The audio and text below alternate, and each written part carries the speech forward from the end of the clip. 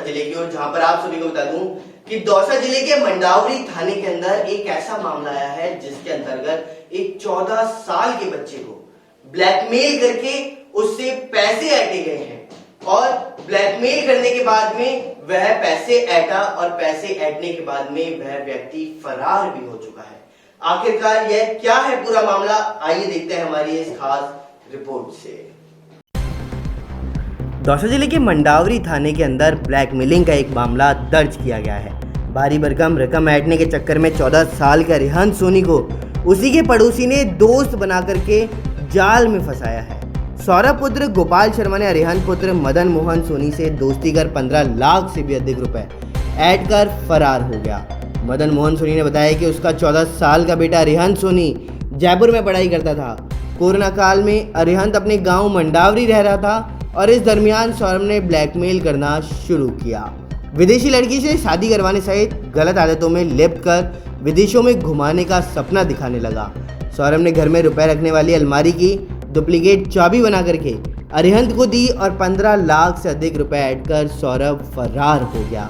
Police ने धोखाधड़ी, blackmailing के आरोप में धारा 334, 420, 406, 11 में मामला दर्ज कर जांच शुरू की।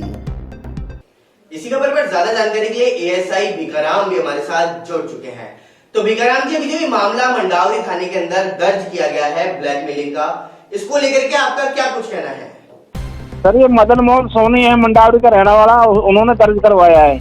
मदन मोहन सोनी है, उन्होंने दर्ज करवाया कि मेरे लड़के, नाबालिग लड़के अरिहंत, लड़के का नाम है अरिहंत, तो 10वीं कक्षा में पढ़ता है। बिल्कुल। उसके साथ उसको सपना दिखाया विदेश घुमाने के, विदेशी लड़के से शादी करने के, और उससे चीटिंग करके 10-12 लाख रुपए का मामला बता रहा है कि मेरे लड़के 10-12 लाख रुपए की चीटिंग कर दी। अच्छा, बिल्कुल बिल्कुल। और इसके अंदर ये भी सामने आ रहा है कि अभी वो फरार चल रहा है। हाँ जी, वो सौरभ है नहीं मंडावरी में, सौरभ जिसके आरोप लगाए गए हैं वो वर्तमान में फरार यहाँ पर नहीं है। तो अभी तक उसकी जांच जारी है या जो रकम उसने अभी चोरी की है वो बरामद कर ली गई? वो सर अभी कोई बरामदगी नहीं हुई, अभी अनुसंधान जारी है, अभी तो इसके अंदर पहुंच नहीं सकते। क्या है मामला, तफ्तीश करने से मालूम चलेगा।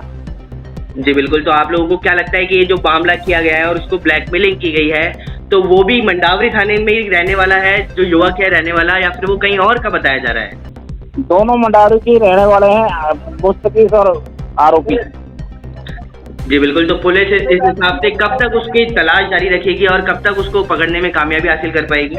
वो जल्दी प्रयास कर रहे हैं सर, प्रयास जारी है। बिल्कुल बिल्कुल। आप ज्यादा जानकारी देने के लिए आपका बहुत बहुत धन्यवाद। इसी खबर पर ज्यादा जानकारी के लिए हमारे साथ हमारे संवाददाता योगराज गौतम भी जुड़े हुए हैं। तो योगराज, क्या ये पूरा मामला कि आखिरकार एक छोटे बच्चे को ब्लैकमेल करके उससे पैसे ऐंठे जा रहे हैं? ये पुलकित, नाबालिग को घुमाने और विदेशों में सैर सपाटे और विदेशी लड़की से शादी का सपना दिखाकर एक दोस्त को ही लूट लेने का मामला सामने आया है। ये मंडावरी थाने का मामला है। मंडावरी ग्राम में 14 वर्ष के एक नाबालिग को पहले तो मोबाइल गेम में सिगरेट पीना सिखाया और उसके लत लगाई। उसके बाद विदेशी लड़की से शादी करने का झांसा देकर उससे 15 लाख रुपए मंगवाए गए। नाबालिग के पिता मदन मोहन सोनी ने मंडावरी थाने में मामला दर्ज करवाकर सौरभ शर्मा सहित अन्य लोगों के खिलाफ कानूनी कार्रवाई करने की मांग की है। जी बिल्कुल। आप कह रहे हैं कि कानूनी कार्रवाई करने की मांग की है, लेकिन इसके अंतर्गत ब्लैकमेलिंग का मामला सामने आ रहा है। तो अगर इसमें जो 14 साल का बच्चा है उसको किस प्रकार से ब्लैकमेल किया जा रहा था?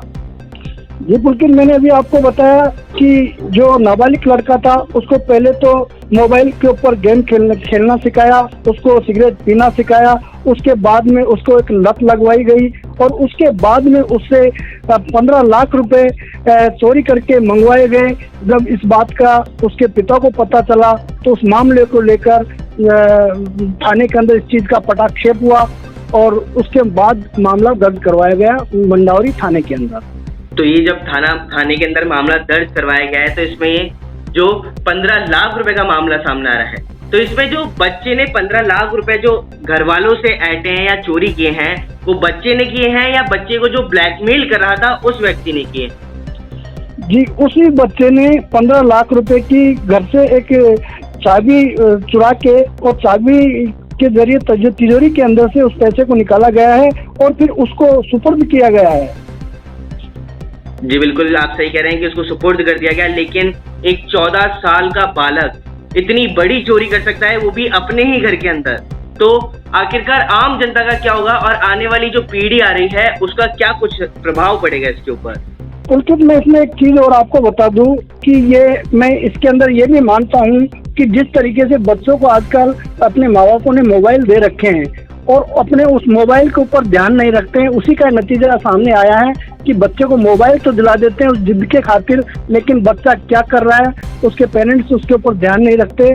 उसी का एक जीता जागता नमूना इस मंडावरी थाने के अंदर उजागर हुआ है और साथ ही एक 15 लाख रुपए की भी जो चपट लगी है और चोरी चुपके से उसने एक चाबी बनवाई है और फिर उस तिजोरी से 15 लाख रुपए लेके गए हैं।